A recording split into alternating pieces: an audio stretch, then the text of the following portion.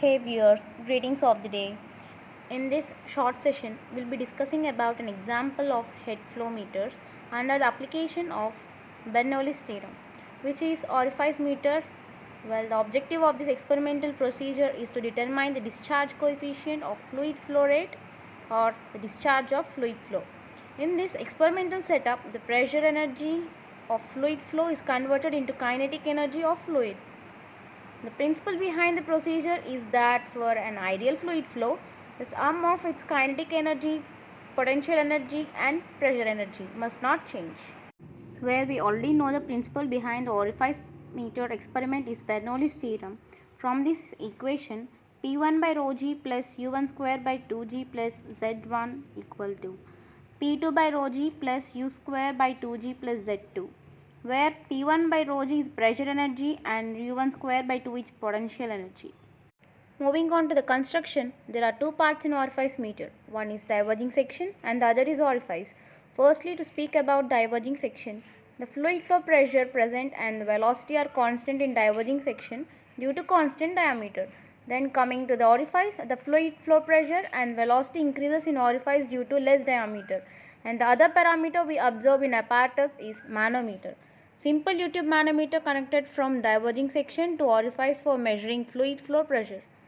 Mathematically described as delta P equal to rho GH, where delta P is change in pressure, rho is density of fluid, G is acceleration due to gravity, whereas H is height difference between first limb and the second limb of manometer.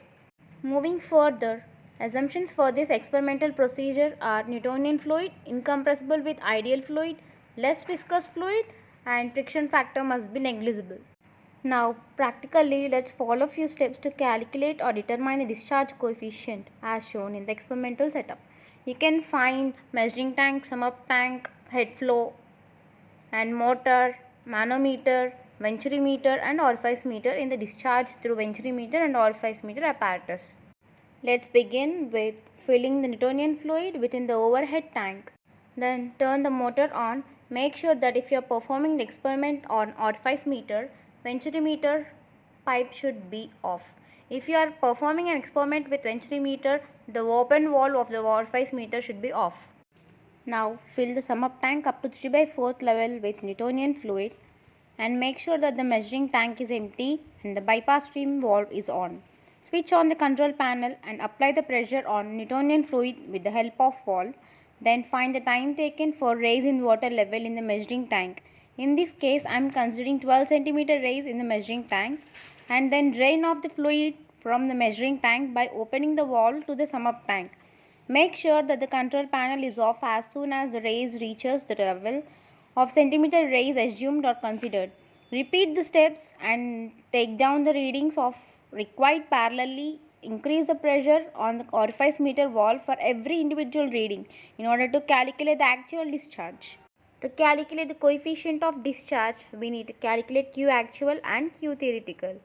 To calculate Q actual discharge, we have a mathematical equation Q equal to AR by T, where A is the area of cross section, R is the raise in water level, and T is the time taken for raise in the water level of the measuring tank. We also have a mathematical equation to find Q theoretical, where QTH equal to A1 A2 by square root of A1 square minus A2 square into root 2 GH, where A1 is the cross-sectional area of diverging section, where A2 is the cross-sectional area of orifice, G is the acceleration due to gravity, where H is height difference between manometric tubes, CD is coefficient of discharge. Make sure that the CD value lies between 0.7 to 0.85.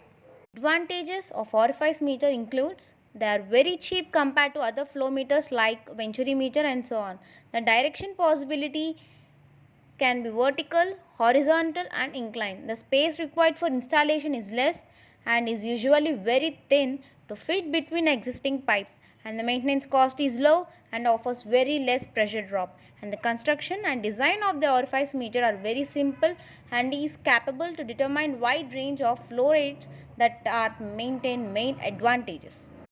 Primary uses of an orificemeter are as it is used to measure the flow rate of fluids in the single state, that is gaseous state or liquid state. It can also be used to measure the flow rate of fluids in a mixed state, both gaseous and liquid states such as wet steam or natural gas with water. Utilized in industrial applications like water treatment plants, natural gas industries, refineries, and petrochemical plants. Hope you had a brief outline of this experimental procedure. Thank you for your patience listening.